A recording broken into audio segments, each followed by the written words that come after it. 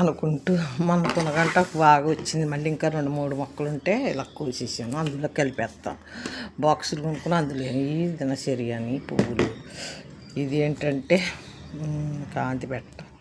ఇదేంటంటే నల్లేరు నడుము నొప్పులు, మొక్కల నొప్పులు ఏమో ఉండవంట. ఇది నెలకోసారి చేసుకుని తినాలి.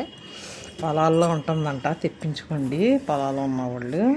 లేకపోతే తీగింత మొక్క మా పని అమ్మాయి 2 అంగుళాల మొక్క తెచ్చి ఇచ్చింది. ఇలాగా వేసాను. ఎత్తే 2 ఆటలు ఒకటి ఎత్తే అలాగా 6 నెలలకి ఎదిగిన తర్వాత చచ్చిపోయిందేమో అనుకుంటే ఎదిగిన తర్వాత మళ్ళీ దాన్ని అలా ఇంకో సిగురు కొంచెం ఒలిచి ఇంకో దాంట్లో వేసాను. దాంట్లో 3 సిగురులు వచ్చి 3 రకాలుగా తీగలేసింది.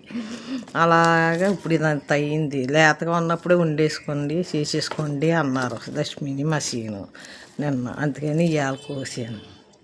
నల్లేరు ఇంటికాడ వేసుకుంటే మా వదినకి ఇవ్వాలనుకుంటున్నాను. చిన్న మొక్క ఇవ్వాలి, ముదురుతుంటే ఇస్తాము. అక్కడ గోడగడ ఎత్తే గోడగలా పాగా ఇది ఎత్తే సరిపోతుంది. పాతేసి వేసంకాలం కదా, మరి వర్షాకాలం ఇస్తాం. ఇది సన్నంగా శాకిచ్చుకుని మన బీరకాయకి ఇలా తీస్తాం కదా, అలా తీయచ్చు అంట. లేదైతే తీయకపోయినా పర్వాలేదు అన్న మళ్ళీ వచ్చి మరి వాళ్ళైతే ఇంకొకళ్ళు చేసి వాళ్ళు అయితే మొత్తం గీసేసి ఏదో చేస్తున్నారు. అలాగే ఎక్కలేదు పైన ఇలా అనేసి చిన్న ముక్కలు కోసి నూనెలో మగ్గనిచ్చేయాలి. ఇది వేరేగా మగ్గనిచ్చి పక్కన పెట్టుకుని అప్పుడు ధనియాలు, మిరపకాయలు అన్నీ వేసి మనం వెల్లుల్లిపాయ అన్నీ వేసి వేగాక కరివేపాకు అన్నీ వేసి పక్కన పెట్టేసి అప్పుడు అదొకసారి తిప్పి ఇదొకసారి తిప్పి మిక్సీలో 2 కలిపిన తర్వాత చింతపండు గుజ్జు కూడా వేసి అప్పుడు దాంట్లో కొంచెం బెల్లం కూడా వేస్తే కొంచెం అల్లం పచ్చడిలా ఉంటుంది అన్నమాట. నేను గట్టిగా చేసుకున్నాను. అలా కాకుండా కొంచెం చింతపండు గుజ్జు వేసి పలసగా అల్లం పచ్చడిలాగా చేసుకుంటే బాగుంటుంది. చట్నీలకి బాగుంటుంది, తినటానికి బాగుంటుంది. కొంచెం వస్తుందంటే కొంచెం లాగే కనిపిస్తుంది, కానీ ఎక్కువ వస్తుంది వేసుకోవచ్చు. ఒక్కొక్కళ్ళు ఉంటే చాలా రోజులు వస్తుంది. 4-5 ఉంటే 1 రోజు 2 రోజులు వస్తుంది. కాకపోతే నడుము నొప్పికి బాగా మంచిది. మరి ఇలాంటి అన్నీ మనం చేయలేని దేశాన్ని మనం మార్చగలం ఏంటి, కానీ అన్నీ కల్తీలే. టీ పొడి, మంచినీళ్ళు అన్నీ కల్తీయే. అందుకని మన చేతిలో ఉన్న పని మనం చేసుకుంటూ అందరినీ మార్చలేము, మనుషుల్ని మార్చలేము, ఏమి మార్చలేము. ఎంతమంది గురువులు వచ్చినా అదే పద్ధతిలో ఉన్నాము. 1,000 మంది గురువులు ఎంత బాగా చెబుతున్నారు. గంట కేటాయించి మా సూక్ష్మక్రియ అమ్మ గంట కేటాయించుకోండి అంటున్నారు. నిన్న మొన్న పెద్ద పులేరంట ఆవిడ. నేను అందరికీ పెట్టాను. ఆవిడ పుట్టిల్లే పులసమే పెద్ద పులేరు. ఆవిడ వచ్చి అక్కడ ఎంత బాగా చెప్పారు చూడండి. గంట కేటాయించుకోండి అన్నారు. కథలు చెబుతున్నారు. అదే నా మధ్యలో కథ చెప్తారు కదా, మన పిల్లి కథ, రాజు కథ, అది ఎంత బాగుంది. నిన్న 4 కొడుకులు కథ చెప్పారు. అంత డబ్బు కోసమే చూస్తారు ఎవరైనా. నువ్వేమో నామంతో ఉండటం మానేసి డబ్బు అన్నావు అన్న అర్థానికి అది. చచ్చిపోయేటప్పుడు కూడా చీపురు కట్ట ఎండలో పెట్టద్దు, పక్కకిట్టని ఏళ్ళు చూపించాడంట. అది నామంలో అత్తమాను నామజపంలో ఉంటే చచ్చేటప్పుడు కూడా అలాగే వెళ్ళిపోతాం. మా అమ్మమ్మ తాతయ్య అలాగే ఉండేవారు, అలాగే వెళ్ళిపోయారు. మా అమ్మమ్మ తాతయ్య నామంతోటే ఉండేవారు, నామంతో వెళ్ళిపోయారు. వాళ్ళకి గురువులు లేరు, 10 మంది గురువులు లేరు. ఇలాగా ఎగేసుకుంటూ వెళ్ళిపోయి అక్కడ కాపురాలు చేసేసి ఎగేసుకుంటూ వెళ్ళిపోయి ఏ ఊరు వెళ్ళకుండా ఇంట్లో ఉండే యాత్ర, ఇంట్లో ఉండే పాత్ర, ఇంట్లో ఉండే జ్ఞానం, ఇంట్లో ఉండే మోక్షం మా అమ్మమ్మదే, మా అత్తగారిది. అది అలాంటివన్నీ చూసి కొంచెం నేర్చుకోవాలి. నేను మా ఇంట్లో చూశాను కాబట్టి నేను అదే పద్ధతిలో పోతున్నాను. అన్నీ ఇంట్లోనే, ఎక్కడికో వెళ్తే ఏమీ రాదు. మనలో ఉంది. వాళ్ళు చెప్పేది ఏంటి, ఇంకొకటి గురించి మాట్లాడుకుంటూ వచ్చేస్తుంది మీకు కూడా అన్న అంటున్నారా. మన అలా ఏడిపిస్తున్నారని నేను అలా పెట్టాను, కానీ ఇప్పుడు అవి కూడా పెట్టదలుచుకోలేదు. ఆ ఏడుపు వాళ్ళకి కొట్టేస్తుంది. మా ఏడుపు కుళ్ళు కుసిద్దాం ఎవరి పొట్టలో ఉన్నాయో ఆ పొట్టకే కొట్టేస్తాయి. అన్నట్టు అని వదిలేసాను ఇంకా మొన్న మెసేజ్లతో. ఏంటంటే నేను ఇలా వీడియోలు కొంచెం పెడతాను కదా, మా వాళ్ళకి పెడతాను కదా. ఏంటంటే ఏ గురువు వస్తే గురువుది పెడతా ఉంటాను కదా. ఈ ఏ గురువు వస్తే గురువులు ఎందుకు చేరిపోతాను, నేను వచ్చినా చేరను. మా గురువు పట్టు ఫస్ట్ నాకు ఏమీ తెలియని రోజుల్లో నాకు గురువు కావాలి అనుకున్న రోజుల్లో సాయిబాబాని గురువుగా పెట్టుకున్నాను. ఇప్పటికీ సాయిబాబా గురువే. తర్వాత మా బంగారమ్మ గారి దగ్గరికి వెళ్ళాను. మా బంగారమ్మ అసలైన గురువు. ఆ గురువు తర్వాత ఆవిడ విరమించుకున్నారు సత్సంగం చేయటం. ఈ మధ్యనే కొంచెం కనిపిస్తున్నారంట, చూడాలి 15 సంవత్సరాలు. అందుకని ఇంకా అలాంటి అమ్మే బంగారమ్మ లాంటి ఆవిడే కళావతమ్మ. ఆవిడ బాగా లోతుగా చెబుతున్నారు. అది ఆన్లైన్లో వస్తుంది. వాళ్ళ ఇంటికి వెళ్ళిపోవటాలో, అక్కడ కూర్చుంటాలో, ఆవిడ పాము వేసుకుంటాలో అలాంటివి మాకు అలవాట్లు లేవు. అది ఆవిడ చెప్పింది వింటున్నాము. ఏమన్నా బాగుంటే రికార్డ్ చేసుకుంటా. బంగారమ్మాయి చేసుకుంటాను, ఈవిడి చేసుకుంటాను. వీళ్ళు మా ఇంటికాడ ఉన్న చుట్టూరు ఉన్న ఇప్పుడు జరిగేది నేను మాట్లాడినది ఈ గురువు అంతే. సూక్ష్మక్రియ అంటారా, అది జ్ఞానంలోకి ఆరోగ్యానికి జ్ఞానం. అందరూ దత్తాత్రేయ వాళ్ళు అదే చెబుతున్నారు. నిన్న పెద్ద పులేరులో పుట్టిన ఆవిడ ప్రణామాశ్రమ ఆవిడ కూడా అదే చెబుతున్నారు. ఎవరు చెప్పినా మీరు గంట జ్ఞానం చేసుకోండి అంటున్నారు. ఏ జ్ఞానమైనా ఓంకారం అందరూ ఓంకారమే. మా కళావతమ్మ ఓంకారం చేయించే సత్సంగం చెప్తారు. మా సూక్ష్మకి ఓంకారం ఓం. ఈవిడది అంతా ఓంలోకి వెళ్ళిపోం. ఓం నమ శివాయ అని కూడా కొంతమంది. ఏదైనా ఓంకారం అందరూ ఓంకారంలో నుంచే చేసుకోమంటున్నారు. ఇది అంతేగాని పిచ్చిగా ఎవళ్ళొత్తాళ్ళు కూడా వెళ్ళిపోవటం, వీళ్ళు కూడా వెళ్ళిపోవటం నాకు అసలు అలవాటు లేదు. ఏంటంటే మంచి మాటలు అందరూ వింటారని పెడతాను. మరి నేను పెద్ద పులేరులో ఎంత బాగా చెప్పారు. ఆవిడ ఏ ఊరు ఏంటి అందరికీ తెలియదు కదా. అది పెద్ద పులేరులో అంత ఇదైన ఆవిడ పుట్టారు మన ఊరు పక్కన, భీమవరం పక్కన అన్నట్టు. మరి ఆ ఊరు వాళ్ళకి ఎంత సంతోషం. ఆవిడ అంత అలా అయ్యి వచ్చినందుకు. వాళ్ళ నాన్నగారు అదే స్థితిలో ఉన్నారంట, వాళ్ళ తాతగారు వాళ్ళని. అందువల్ల ఆవిడ అలా వచ్చారు అంతే. పూర్వం వాళ్ళు ఉంటేనే వస్తారు. మా మామ తాతయ్య కొంచెం భక్తులు కాక అమ్మ కూడా అదే కదా. అందుకు నాకు ఏదో కొద్దిగా ఇలాంటిది అబ్బిందని నేను అనుకుంటున్నాను. అందరూ అనుకోవాలని లేదు, అందరూ గొప్ప కోసం కాదు. ఇది శుభోదయం అనుకుంటూ ఇది నల్లేరు పచ్చడి కోసం చెప్తా. ఏంటంటే ఇప్పుడు అంతా పెట్టాను, ఒకళ్ళు ఎండల గురించి పెట్టారు మా అక్క. అది ఎంత బాగుందో. ఎండ చాలా తీవ్రంగా ఉంటున్నాను. చాలా జాగ్రత్తగా ఉండండి, నేను జాగ్రత్తగా ఉంటాను.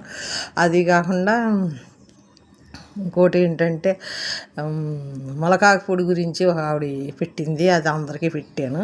ఏంటంటే అందరినీ మార్చలేం కదా. ఇంట్లో కనీసం కొంచెం పొలాలు ఉన్నవాళ్ళు, గట్లు ఉన్నవాళ్ళు ఆ పసుపు కొమ్ములు తెచ్చుకుని పాతుకుంటే 9 నెలలకు పసుపు తయారైపోతుంది. ఏంటంటే ఇది పువ్వు కూడా ఇడిచింది. దీనివల్ల ఏం బిల్లిట్టు ఉందని ఎట్లా కొట్టాలి, పువ్వు ఎలా ఇడుతుందో చూడాలి అన్నట్టు. అది తర్వాత ఆ పసుపు మనకి ఇంట్లోకి సరిపడే మనం ఎంత వాడేస్తాం, కేజీన్నర 2 కేజీలు అనుకుందాం. పోనీ 3 కేజీలు పండినా చాలు కదా మనకి. ఆఖరికి 2 కేజీలు పండినా చాలు కదా. దిమ్మలో గట్లో ఉన్నోళ్ళు పాతుకుని పని చేసుకోండి. ఇంటికాడ స్థలాలు అపార్ట్మెంట్ కాదు కానీ ఇడిగా బిల్డింగ్లో ఉన్నవాళ్ళు అందరూ ఏదో మూలం తవ్వేసి అక్కడ పాడేసామనుకోండి, అప్పుడప్పుడు నీళ్ళు చల్లితే చాలు. రోజు నీళ్ళు పోయాలని ఏం లేదు. నీళ్ళు ఎక్కువైతే దుంప రాదు కూడా. నేను అలా 2 కేజీలు ఫస్ట్ సంవత్సరం 2 కేజీలు, తర్వాత కేజీ, తర్వాత 1/2 కేజీ పండించా. ఈ సంవత్సరం అసలు రాలేదు. ఎందుకంటే కుండీలన్నీ తీసేసాం, పైన ఇవన్నీ. కిందేమో నీళ్ళు ఎక్కువ పోసేస్తారు ఎక్కడన్నా పెట్టినా. అదేమో ఏదో 1-2 దుంపలు ఉన్నాయి కానీ ఎక్కువ లేదు. అలాగే నేనే సెంటి బిల్డింగ్లో 2 కేజీల దుంపలు పసుపు దుంపలు తీసాను. ఏటా 2-3 కేజీలు ఏమో సేవ దుంపలు తెస్తాను. మళ్ళీ ఆపాకు వేసుకుంటాను. ఇంట్లో 2 చిగురులు తింటాను అప్పుడప్పుడు. అదే పనిగా తినేస్తే అది ఇంక వేరే రోగాల్లో పెడుతుంది. తినమన్నాడు కదా అని అదే పదిగా తింటే. ఏదైనా అతిగా చేయకూడదు, అన్నీ మందులాగే వాడాలి. ఆవిడ మొలకాకు చెప్పింది కూడా మందులాగే వాడాలి. అది తాగమదు కదా 4 చెంచాలు వేసుకు తాగారనుకోండి అయిపోతాం. అది 1/2 చెంచే అన్న ఆవిడ. 1/2 చెంచే ఒక నెల అంతా. కొంచెం పెద్దోళ్ళు అయ్యాక అదే తాగిన తర్వాత అంతా నెల అయ్యాక అప్పుడు చెంచా కడిగి 2 అంది. చిన్నపిల్లలు ఎవరన్నా పడితే 1/2 చెంచా పట్టచ్చు.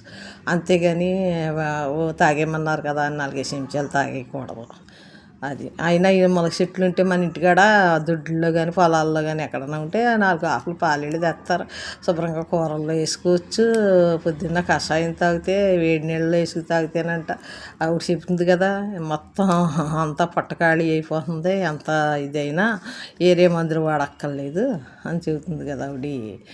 అది అలాంటివి అన్న చూసి ఒక్కోటి అన్నీ మనం మార్చలేము, అన్నీ మనం చేయలేము, అన్నీ మనం మనుషుల్ని మార్చలేము, కల్తీని మార్చలేము. అంతా భూగోళం అంతా కలుషితం అయిపోయి ఉంది, మనుషులు కలుషితం అయిపోయారు, ఇది కలుషితం అయిపోయింది. వీళ్ళు ఎవరిని మార్చలేము. భూగోళం మునిగిపోయి తేలితేనే కానీ ఏది కదా ఒరిజినల్ రాదు. మనుషులు ఒరిజినల్ రారు, వస్తువులు ఒరిజినల్ రావు, తిని ఫుడ్డు ఒరిజినల్ రాదు. ఇది మనం మార్చలేము. కాకపోతే మన దొడ్లో మనం తోటకూరను పనగంటి కూరను లేకపోతే నేను ఒక కుండీయే, ఆ కుండీలో ఏం చేస్తానంటే ఒక కుండీ ప్రత్యేకంగా దీనికి వాడను. పైన చెట్టు ఉంటుంది, ఏదో చెట్టు, ఆ చెట్టు కింద ఈ పోతూ ఉంటాను అన్నమాట. పుదీనా ఏంటి ఏదైనా ఒక కుండీలో 2 రకాలు ఉంటాయి నాకు, పైన చెట్టు కింద ఇవి. అలా ఉపయోగించుకుని చేసుకుంటే ఏదో కొంతలో కొంత మనకు మనం బాగుంటామని, అంతేగాని వేరే వాళ్ళ గురించి కాదు, మన గురించి మనమే చూసుకోవాలి. ప్రతి గురువు దగ్గరికి ఎగేసుకునే అలవాటు నాకు అస్సలు లేదు. వింటాను, దత్తాత్రేయ స్వామి వచ్చినప్పుడు వెళ్ళేదాన్ని. అప్పుడు పడిచోళ్ళం కదా, వీళ్ళ కూడా వెళ్ళిపోయేవాళ్ళం, వెళ్ళిపోయేవాళ్ళం. ఆయన చెప్పింది చాలా బాగుండేది, అందువల్లే నేను ఈ దత్త పూజలోకి వెళ్ళేనేమో అనుకున్నాను. అక్కడ అప్పుడు ఫస్ట్లో అది ఉంది కదా, భీమవరం గుడి కట్టినప్పటి నుంచి దత్త గుడిలోకి వెళ్ళటం అలవాటు. ఇప్పుడు వెళ్ళలేదు, ఏ గుడికి వెళ్తలేదు రండి. అప్పుడు ఆ స్వామీజీ గ్రౌండ్లోకి వచ్చి, ప్రతి స్వామీజీ గ్రౌండ్ పక్కన హై స్కూల్లోనూ చెబుతూ ఉండేవారు. మా ఇంటి పక్కనే కదా, వెళ్ళేవాళ్ళం, వినేవాళ్ళం. అందులో మంచి మాటలు 2 తీసుకునేవాళ్ళం. వాళ్ళు 10 మాటలు చెబితే 2 మనకు నచ్చుతాయి, అందులో మనం 2 వాడుకోవచ్చు అన్నట్టు. అందరూ విన్నాను, ఆఖరికి నిరంకార బాబా వస్తే మా ఆయన నేను 2-3 సార్లు వెళ్ళినాం. ఓసారి అయితే కొత్త చెప్పులు ఆయన కాళ్ళకి ఏదో తేడా ఉందని హైదరాబాద్ నుంచి మరీ తెప్పించుకున్నారు. అవి వేసుకుంటే అక్కడ ఇడగానే ఎవడో పట్టుకుపోయాడు. అది ఇప్పటికీ గుర్తు మాకు, అదొక గుర్తు. నిరంకార బాబా గారు వచ్చినప్పుడు వెళ్ళాం, వాళ్ళు అమ్మ ఉండగా వెళ్ళాం, ఆయన పోయాక ఆవిడే వాళ్ళ పాప వచ్చినప్పుడు వెళ్ళాం, బస్ స్టాండ్ దగ్గర వచ్చారు అప్పుడు వెళ్ళాం. అన్నీ అంతా ఎవరిని ఏం వదలలేదు. పరిపూర్ణానంద స్వామి 2 రోజులు ఇక్కడ చెప్తే వెళ్ళాం, చాగంట ఆయన చెప్తే వెళ్ళాం, ఇంకా గరికపేట ఆయన దగ్గరకంటే వెళ్ళలేదు, అంతే. కనవాళ్ళందరికీ వెళ్ళాను, ఎవరు వచ్చినా వెళ్ళేవాళ్ళం. అది మాకు అలవాటు. మంచి మాటలు వినటానికి ఏమైంది, 10 మంది చెప్తే 10 మంది వింటాం. అన్నీ మనం లోపల పెట్టేసుకుంటాం ఏంటి, ఏదో ఒకటే పెట్టుకుంటాం. తెలియని వాళ్ళకి అలాగే ఉంటుంది, ఏదో పిచ్చెక్కి అన్నీ అందరికీ వెళ్ళిపోతున్నామేమో అనుకుంటారు. అది మాకు అలా పిచ్చి ఎక్కలేదు, బాగానే ఉన్నాం.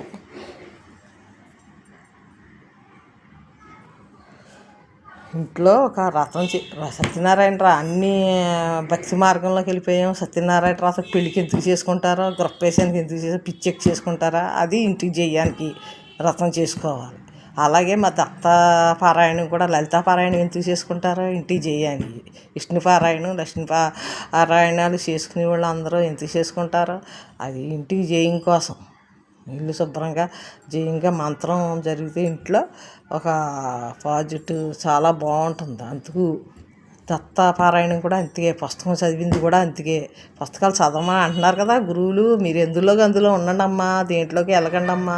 పుస్తకం చదువుతారా, పూజ చేసుకుంటారా, జ్ఞానంలో ఉంటారా, ఇంకా ఏమన్నా వింటారా అని ఏదో దాంట్లో ఉండండి అమ్మ, 1-2 గంటలో ఏదో దాంట్లో ఉండండి అమ్మా అని ఒక్కాడించి నోరు బద్దలు కొట్టుకుని చెబుతున్నారు. పని లేకేంటి, అన్నీ ఉండాలి, అంతా ఉండాలి. ఇది చాలా